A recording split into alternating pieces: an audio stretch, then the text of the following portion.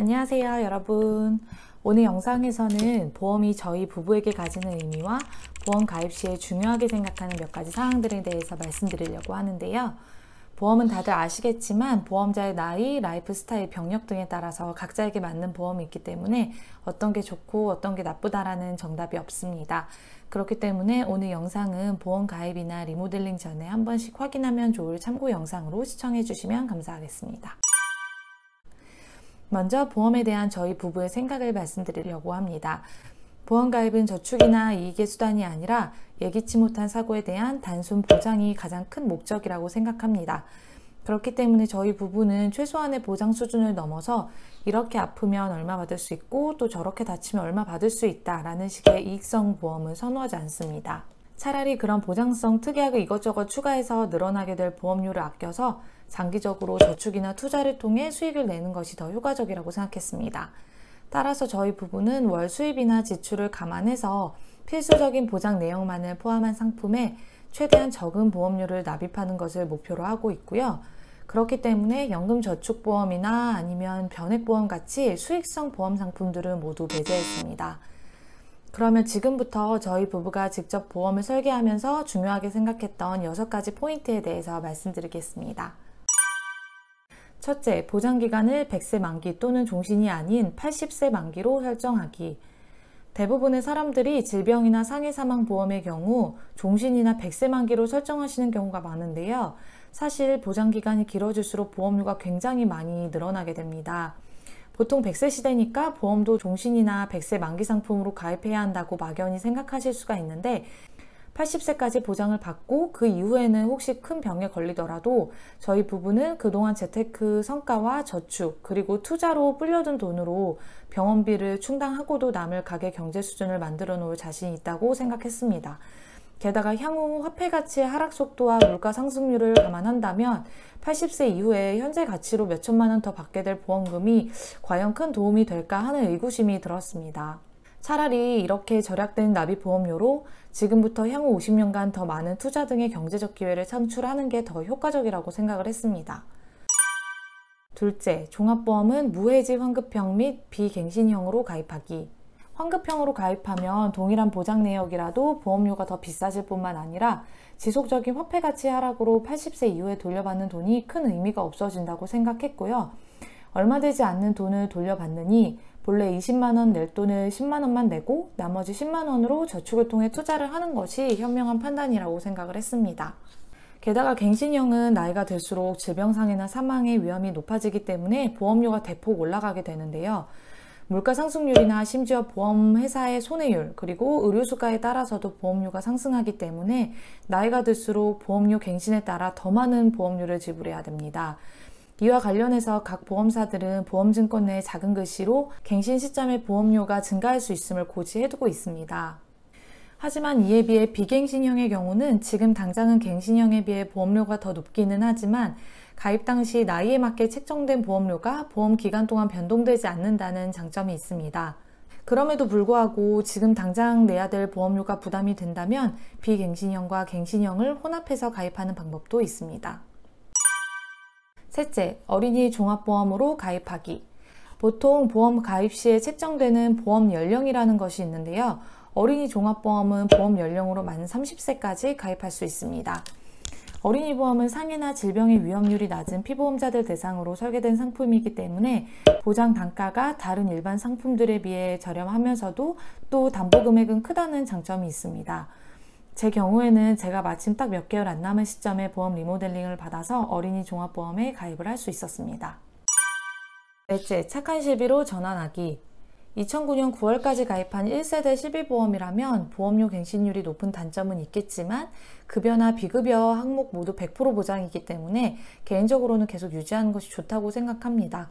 하지만 남편의 경우에는 2010년경에 변액 유니버셜 종신보험 내에 특약의 형태로 실비를 가입했었는데요. 앞서 말씀드린 이유로 변액보험을 해지하면서 자연스럽게 착한 실비로 전환했습니다.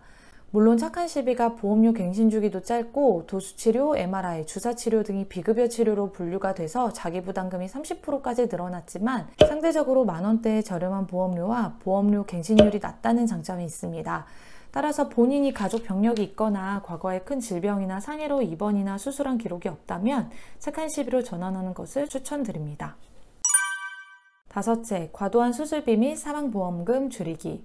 수술비의 경우 32대 질병, 64대, 77대 등등 각 보험사에서 경쟁하듯이 마케팅을 벌이고 있습니다.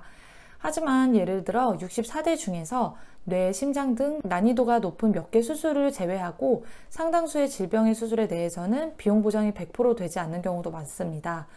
따라서 기본 1종에서 5종 수술비 실비보험만으로도 충분히 감당을 할 수 있으니 질병 수술비 객수에만 현혹돼서 가입하는 것을 주의하셔야 합니다. 그리고 사망보험비의 경우 종신보험의 주계약 형태가 많고 확정형이라 보험료도 상당히 비싼 편이기 때문에 전체 월 납입보험료에서 질병이나 상해 사망보험료가 차지하는 비중이 30% 이상이 된다면 개인적으로는 고민을 해볼 필요가 있다고 생각합니다. 앞서 여러 번 말씀드렸듯이 저희 부부는 보험이란 순수 보장성이 전부라고 생각하는 현실주의자입니다. 그렇기 때문에 저희에게 있어 사망보험금은 사고나 질병 없이 살다가 죽게 되면 받을 돈이라고 생각하면 개인적으로 별로 유의미하진 않을 것이라고 생각했고요. 하지만 한창 배우자가 경제활동을 하고 있는 나이에 자녀까지 있는 가정에서 갑자기 배우자 한 명이 갑작스러운 사고나 질병으로 사망하게 된다면 그때 사망보험금은 남은 가족들에게 큰 도움이 될 수 있다고 생각합니다. 하지만 저희 부부는 이 부분에 대해서 조금 더 현실적으로 고민을 해봤습니다. 만약 자녀가 미성년자를 지나 스스로 경제활동을 할 수 있는 시기가 됐다면 사망보험금을 받지 못했다고 해서 가계경제 전체가 확 무너지는 일은 없지 않을까라고 생각했습니다. 그래서 결국은 고민 끝에 남편의 경우 사망보험 보장기간을 기존 생명보험사의 종신에서 손해보험사를 통한 20년으로 줄이기로 했습니다. 그 결과 전체 보장금액은 오히려 1억 4천만 원 늘었음에도 사망 관련 납입보험료는 약 10만 원 정도 줄어들었습니다. 저희 부부는 절약한 금액만큼 100% 저축과 투자를 하고 있으며 20년 뒤에 발생할지 모르는 사고에도 끄떡없을 생활비 규모 이상의 수익을 거두기 위해서 꾸준히 노력하고 있습니다. 여섯째, 종합보험의 운전자 보험 및 가족 일상생활 중 배상책임 특약을 포함하여 가입하기. 운전자 보험은 교통사고 처리 지원금, 변호사 선임비용, 자가용 운전자용 벌금 이렇게 세 가지만 포함해서 일반 종합보험과 함께 가입하면 5,000원 이하로 저렴하게 가입이 가능합니다. 어차피 교통사고로 인한 상해는 기존 실비와 종합보험으로 충분히 커버가 가능하기 때문에 다른 특약이 들어있는 운전자 보험을 별도로 가입하지는 않았습니다. 또한 일상생활 중에 내가 남에게 피해를 끼쳐서 배상을 해줘야 할 때 보험료를 지급받을 수 있는 가족 일상생활 중 배상책임 특약을 포함하는 것을 추천드립니다.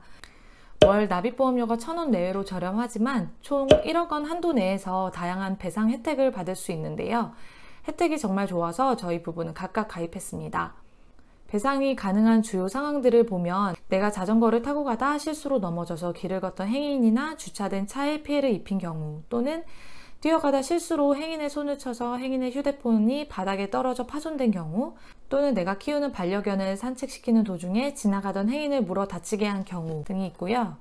이와 반대로 배상이 불가능한 주요 상황은 업무 중에 발생한 사고라든지, 또는 내가 친구로부터 빌려 사용한 노트북을 파손한 경우, 또는 방화, 싸움 등 나의 고의로 발생한 사고에 대한 배상 책임 등은 해당되지 않습니다.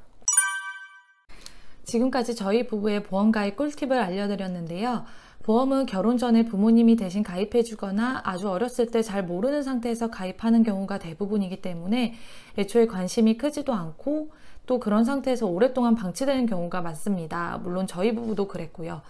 하지만 어느 순간 몇십 년을 내야 할 보험료인데 막연히 남의 손에만 맡기고 싶지 않다는 생각이 들었습니다. 막상 리모델링 후에 엄청난 금액이 차이가 난 것은 아니지만 결국 비갱신형이기 때문에 보험료 상승에 대한 부담감을 없앨 수 있고, 또 저희 부부에게 맞는 보험을 직접 설계하고 가입했다는 점에서 큰 의미가 있다고 생각합니다. 보험은 한번 금액이 정해지면 수십 년을 내야 하고 또 가입하면 쉽게 바꾸게 되지도 않습니다. 그래서 여러분들도 주변 지인이나 보험 설계사들의 말만 믿고 막연하게 가입하기보다는 자신의 상황이나 라이프 스타일에 맞게 가입하셨으면 좋겠습니다. 오늘은 보험 가입 시 중요시 생각해야 할 6가지 사항과 보험에 대한 저희 부부의 생각을 말씀드렸는데요. 궁금하신 사항은 아래 댓글로 남겨주시면 답변 달아드리겠습니다. 시청해주셔서 감사합니다. 하지만 남편의 경우에는 2010년경에 변액 유니버셜 종신보험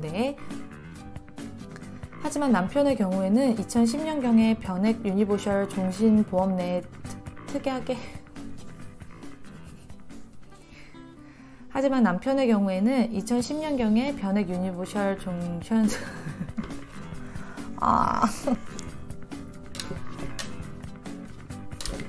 하지만 남편의 경우에는 2010년경에 변액